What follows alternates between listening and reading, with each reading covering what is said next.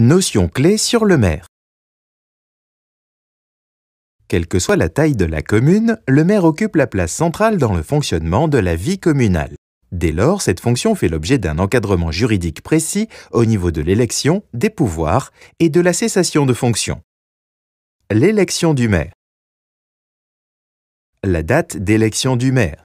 Dans l'hypothèse d'un renouvellement général des conseils municipaux, il est prévu que l'élection du maire par le conseil municipal doit avoir lieu au plus tôt le vendredi et au plus tard le dimanche suivant le tour de scrutin à l'issue duquel le conseil a été élu au complet.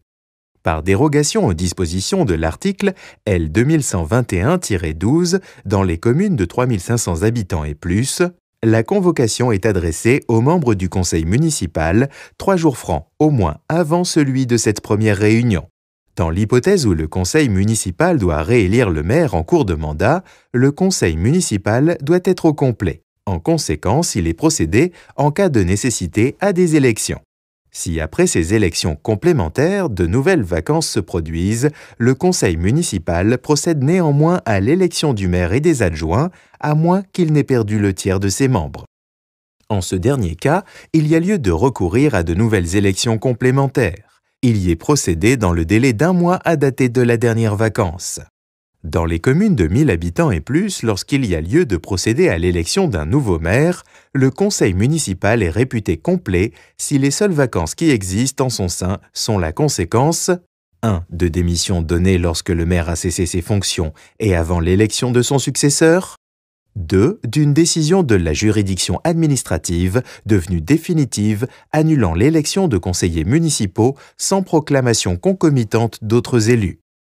Les candidatures aux fonctions de maire. Ne peuvent être candidats aux fonctions de maire que les membres du conseil municipal. Toutefois, ne peuvent être candidats aux fonctions de maire les conseillers municipaux ne disposant pas de la nationalité française. Tout conseiller municipal peut porter sa candidature à chaque tour du scrutin, car il n'y a pas d'obligation de se déclarer candidat. Le mode de scrutin pour l'élection du maire. Le maire est élu par le conseil municipal au scrutin secret et à la majorité absolue. Le scrutin peut se dérouler en 3 tours. Premier tour, pour être élu maire, le candidat doit obtenir la majorité absolue des suffrages exprimés, sinon un deuxième tour est nécessaire. Deuxième tour, à nouveau, la majorité absolue des suffrages est exigée, sinon un troisième tour est nécessaire. Troisième tour, la majorité relative suffit pour être élu. Le candidat arrivé en tête est élu maire. En cas d'égalité, le candidat le plus âgé l'emporte. Le calcul de la majorité se fait selon le nombre de suffrages exprimés. Les bulletins blancs et nuls ne sont pas pris en compte.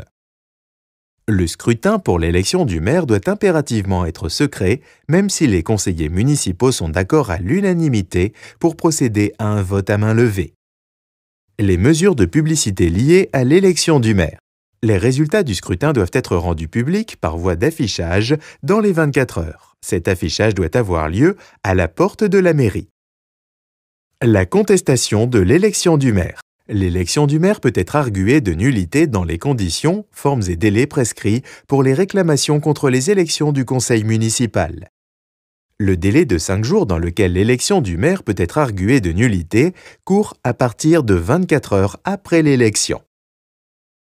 Les pouvoirs du maire. Le maire exerce des pouvoirs en tant qu'agent de l'État et en tant qu'agent de la commune.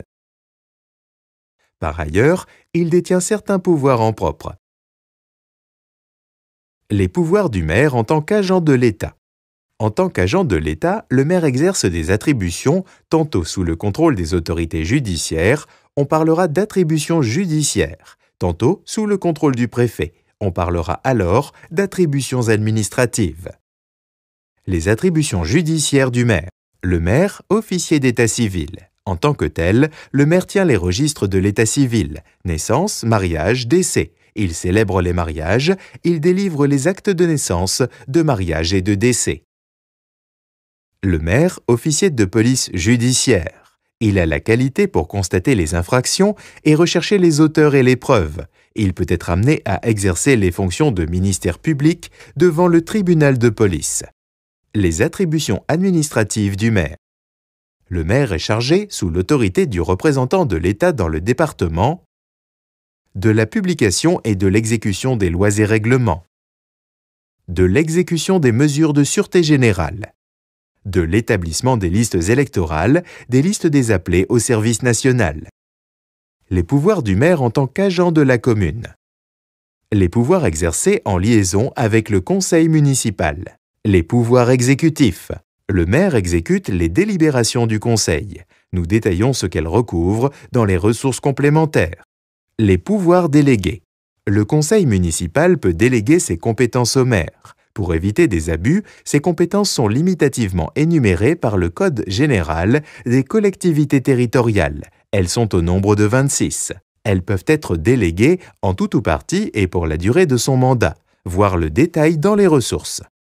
Le maire doit rendre compte à chacune des réunions obligatoires du conseil municipal de la manière dont il a utilisé ses délégations.